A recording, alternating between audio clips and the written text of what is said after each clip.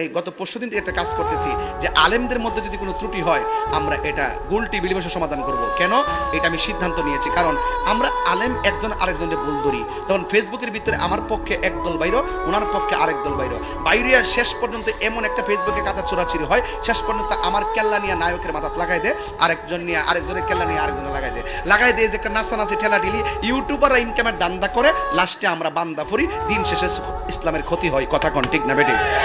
এই জন্য আমি সব গণনার আলেমদেরকে বলবো, যদি আপনাদের মধ্যে কোনো সমস্যা থাকে আপনারা একটা কাজ করবেন, ব্যক্তিগতভাবে ফোন দিবেন, ফোন দিয়ে এক জায়গায় বসবেন, বৈশা সমাধান করবেন। কিন্তু ওই যে অনলাইনে ফেসবুকে ওই ওই কোনো ধান্দাবাজকে সুযোগ দেওয়া যাবে না।